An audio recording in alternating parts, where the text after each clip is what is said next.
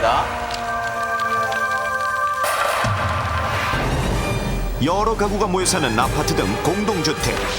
한 동에 평균 200명 이상이 거주하는 아파트에서는 해마다 화재가 끊이지 않고 있는데 2005년 한 해 동안 아파트에서 벌어진 화재 사고는 11,642건.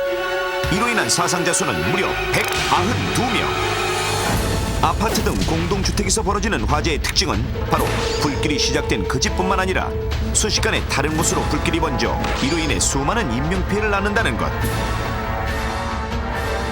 그렇다면 아파트 화재 시 사망자가 가장 많이 발생하는 이곳은 어디일까요? 정답은 하나, 나머지는 모두 지워주십시오. 화재가 난 바로 그 집. 화재가 난 집의 바로 아래층. 화재가 난 집의 바로 위층. 화재가 난 집의 옆집. 화재가 난 아파트의 꼭대기층. 화재가 난 아파트의 현관 출입구. 선택, 지워야 산다.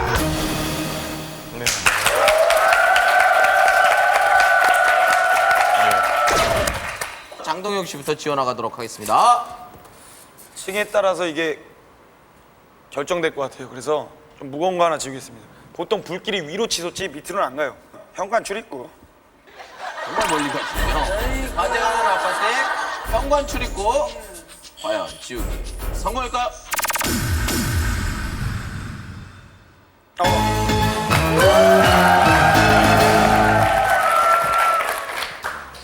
조영기 씨. 큰 거 하나 해주세요. 큰 거 하나 해줍니다. 네. 동생들 편하라고.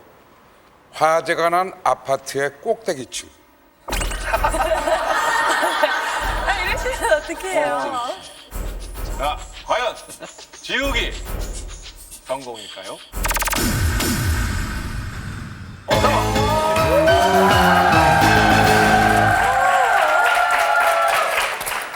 오제 이제 걸렸습니다. 아까 불난 집에서 원래는 사람들이 제일 많이 죽는다고 생각을 하잖아요.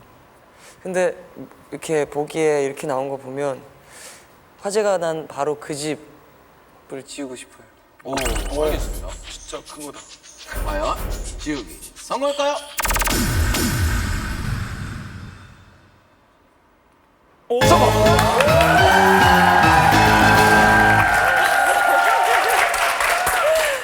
김 씨 또 표정이 어둡습니다.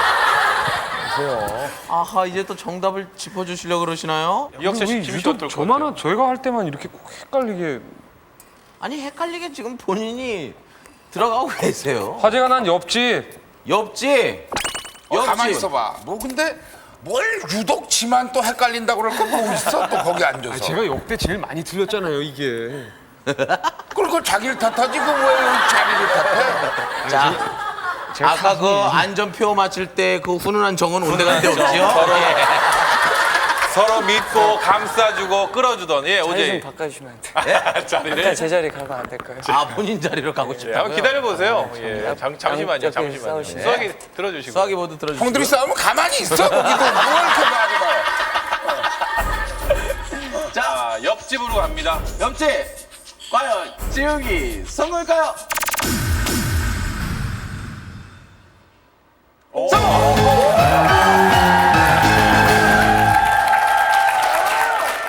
자, 제가 생각했던 대로 딱딱딱 오고 있어요.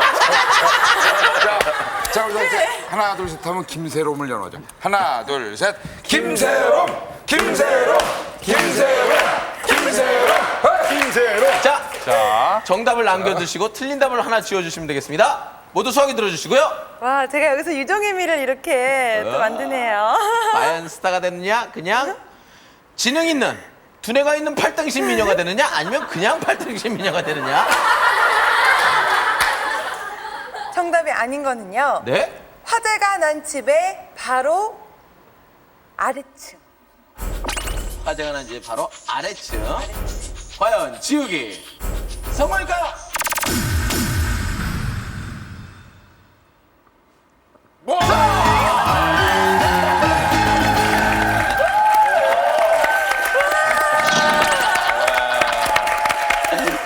잘하셨습니다. 잘하셨습니다. 정답하면 보시죠. 위기 탈출 넘버 원. 아파트에서 화재가 발생했을 때 사망자가 가장 많이 발생하는 이곳은 어딜까요? 정답은 바로 화재가 난 집의 바로 위층입니다. 소방방재청에 따르면 아파트에서 불이 나면 불이 난 층의 사망자는 32%인 반면 그 위층의 사망자는 48%인 것으로 나타나는데 화재 시 연기와 화염은 뜨거운 열로 인해 즉각적으로 위로 뜨는 부력을 지니게 됩니다. 그래서 발화지점보다도 그 위층에서 인명피해가 나는 것입니다. 그러나 발화지점보다도 그 위층에 있는 경우 발화지점에 비해 화재를 인식하는 속도가 느리기 때문에 미처 대응하지 못하거나 또는 무리하게 대피하려다 아래로 추락하는 등 실제 발화 지점에 비해 더 많은 인명피해를 낳는 것입니다. 실제로 2003년 9월 한 아파트의 13층에서 불이 나는데 불이 난 13층에 있던 한 명이 숨지고 바로 그 위 14층에 있던 또 한 사람이 불을 피해 뛰어내리다가 숨졌고 2006년 8월엔 아파트 2층에서 화재가 발생. 불이 난 2층 집에 있던 일가족 4명 외에도 바로 이 3층에 있던 주민 5명이 다쳤습니다. 또한 2004년 9월 아파트 2층에서 불이 났는데 불이 난 2층 집은 물론 3층 집 역시 상당 부분 불에 탔으며 불이 난 2층에서 한 명의 주민이 숨졌을 뿐만 아니라 3층에 있던 주민 2명이 연기에 질식해 중태에 빠졌는데 그렇다면 아래층에서 화재가 났을 때 위층까지 번지는 데는 얼만큼의 시간이 걸릴까요? 가정집의 거실에서 화재가 시작됐다고 가정하면 2분 30초 후 천장의 온도가 약 400도까지 올라가고 3분 30초 후에는 발코니까지 불길이 번져 온도가 900도까지 올라가 위층까지 불이 번지기 시작합니다.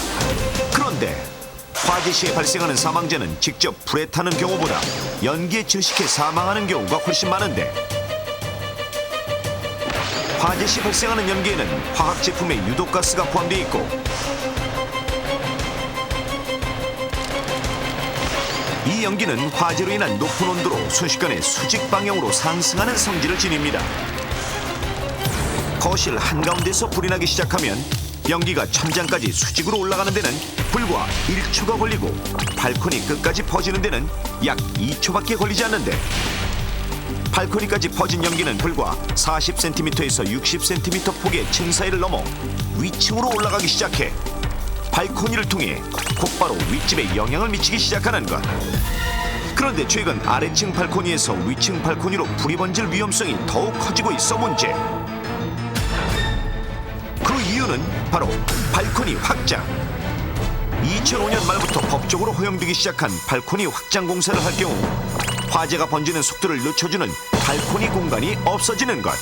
그렇다면 발코니 확장 공사를 했을 때 화재가 번지는 속도는 얼마나 빨라지는 것이며 그 위험성은 어느 정도일까요? 발코니까지 확장한 거실에 가재 도구를 비치하고 불을 붙였을 때와 발코니를 확장하지 않았을 경우에 똑같이 불을 붙였을 때를 비교한 화면을 보면 확장 공사를 한 발코니의 경우 순식간에 거세진 불길이 위층으로 향하고 곧이어 위층과 아래층 발코니 창이 연달아 깨지면서 불길 역시 위아래층을 순식간에 뒤덮는데 반면 발코니 확장 공사를 하지 않은 경우 보시는 것처럼 발코니에 가로막힌 불길이 위로 금세 번지지는 않습니다. 보십시오. 발코니를 확장한 쪽과 그렇지 않은 쪽이 정말 확연하게 차이가 납니다.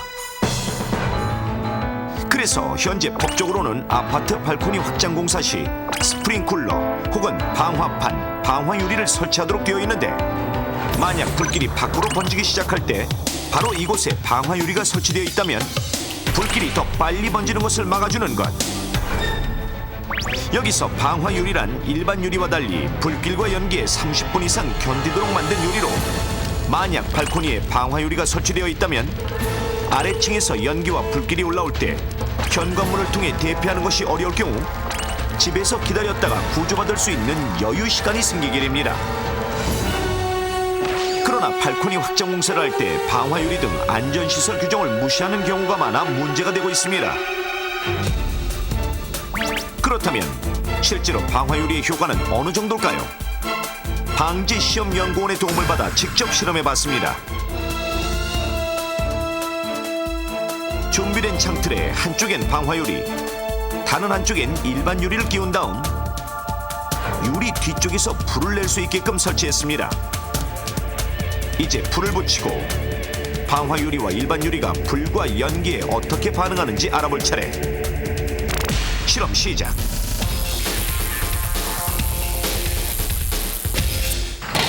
순식간에 불길이 치솟고 금세 세트 전체로 불이 번지기 시작. 그리고 눈 깜짝할 새 연기가 밖으로 새어나오기 시작합니다. 그러더니 채 50초가 되기도 전에 쩍 하고 금이 가는 일반 유리. 그러나 아직 방화유리는 끄떡없습니다. 그리고 잠시 후 와장창 날카롭게 떨어지는 일반 유리의 파편들. 유리가 깨져 뻥 뚫린 공간을 뚫고 어느새 시커먼 연기가 바로 위로 순식간에 올라옵니다. 보이십니까? 무시무시한 불길과 연기. 시커먼 연기는 어느새 세트 꼭대기까지 올라가고 있습니다. 자, 그럼 방화유리는 어떻게 될까요? 30여 분이 지났지만 아직까지 끄떡없는 방화유리. 그럼 조금 더 지켜보겠습니다.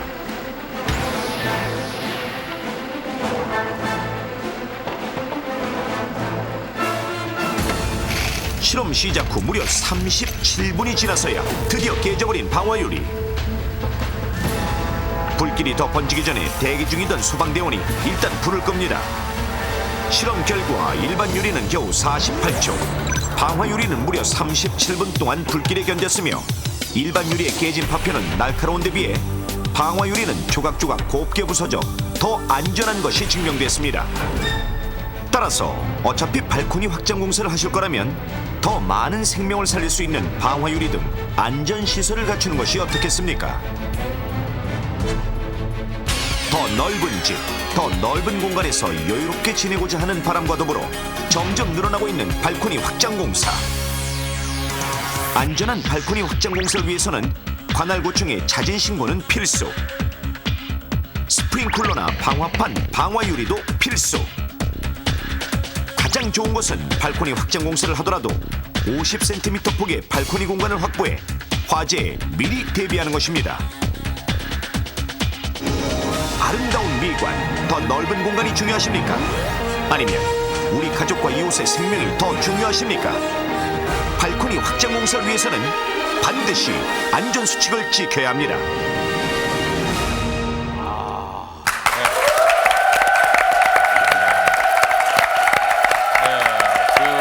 집의 그 방화유리의 중요성을 저희들이 다시 한번 깨달을 수 있는 기회였던 것 같습니다. 선생님, 화재가 발생을 했을 때요, 집에서 구조를 기다리는 것, 많이 뭐 저희들이 하고 또 듣는 질문인데, 아니면 또 일단 탈출을 하는 게 좋을지 그걸 판단하기가 정말 쉽지 않은데요.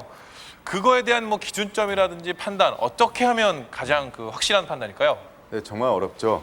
일단 출입구를 열고 밖으로 대피할 수 있으면 가장 좋은데요. 만약 출입구에 손잡이를 잡았을 때 뜨겁다든지 연기가 새어서 들어오고 있으면은 절대 출입구의 문을 여시면 안 되고요. 집안에서 구조를 기다리시는 것이 보다 현명한 판단입니다. 또한 그때는 집에 있는 젖은 담요나 시트나 양말 등으로 출입구의 문틈새를 막고요. 집안에서 젖은 물수건 등으로 호흡기를 막고 구조를 기다리시는 것이 좋습니다.